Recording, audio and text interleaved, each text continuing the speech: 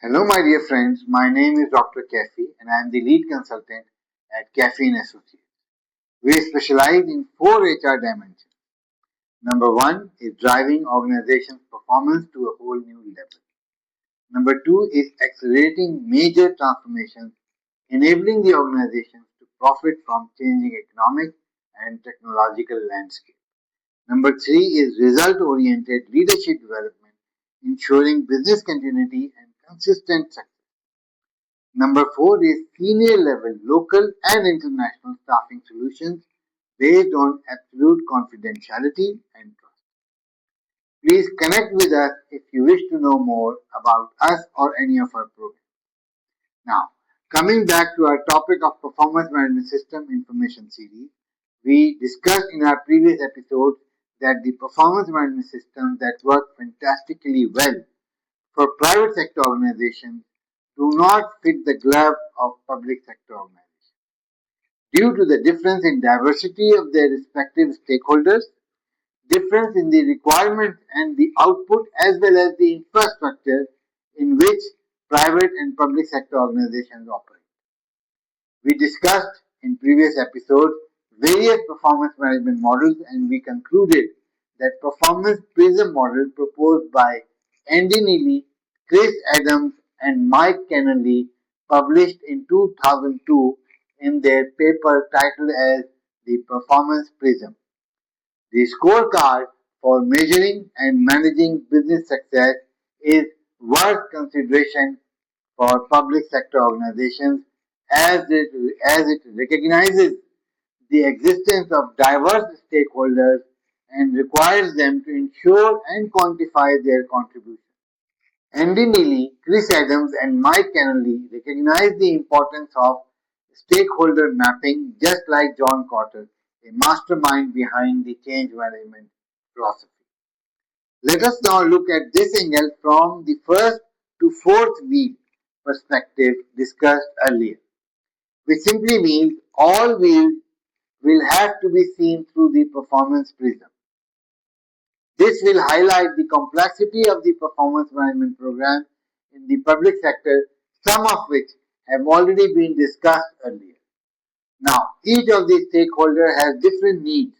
For example, while the citizens of developing countries like Pakistan demand the education and health services from the government, but do they vote on the basis of these services or they give more importance to their ethnicity, brotherly or tribe?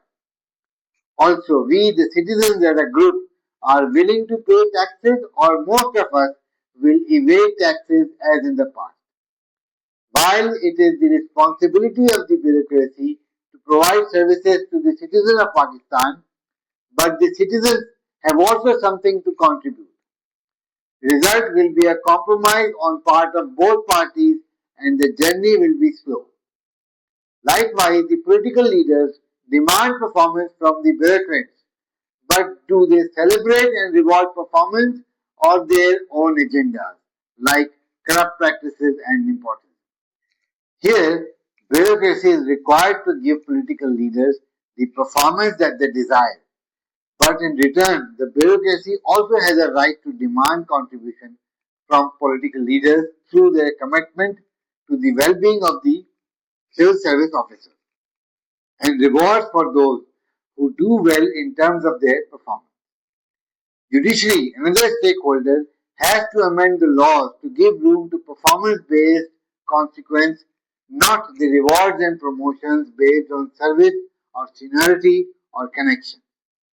In public sector, strategy is critically important since each goal of every department is long-term and it requires a proper strategy. For example, the goal of economic growth or a seat on the Security Council, staying out of FATF grey list, a robust healthcare system, or an effective education system all require a proper strategy to achieve that specific goal. Strategy in the performance prism means how the goal will be achieved. After the goal has been set with all the stakeholders, who is going to deliver what?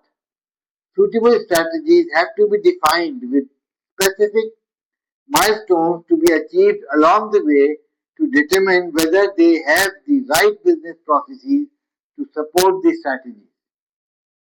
Performance measures will have to be developed to see how well these processes are working. Business process reengineering is a method used to identify redundant processes, and Porter's value chain analysis is a strategic framework developed by Michael Porter in 1985, published in his book Competitive Advantage: Creating and Sustaining Superior Performance, to evaluate public or private sector organizations' internal activities, dividing them into primary and supporting functions, to identify opportunities for reducing cost or increasing differentiation. By analyzing these factors, organizations can maximize value creation and enhance their effectiveness or competitive advantage. However, identifying the key processes is one part, but the capability of the people and availability of the technology and infrastructure required to operate the key processes is also equally essential. Without the capability of the people, technology, and infrastructure, even the best of the best process will fail to deliver the best outlined strategy. The same fact is reverberated across the globe by renowned researchers and practitioners.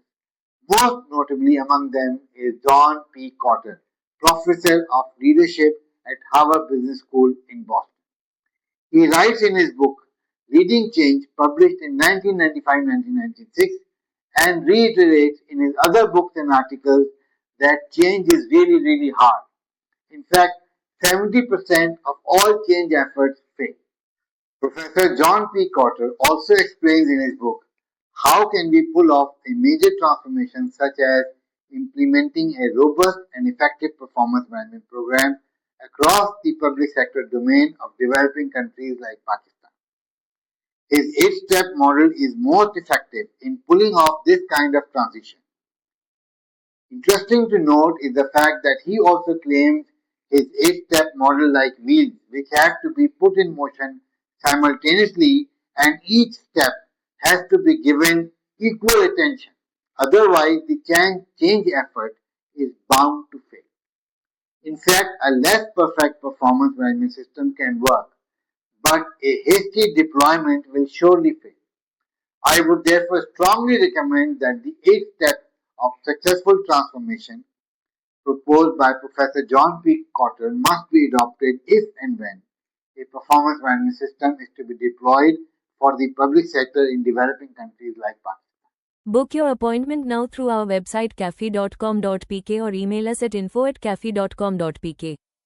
Please follow CAFE Associates on Facebook, LinkedIn, YouTube, Twitter X, TikTok, Instagram.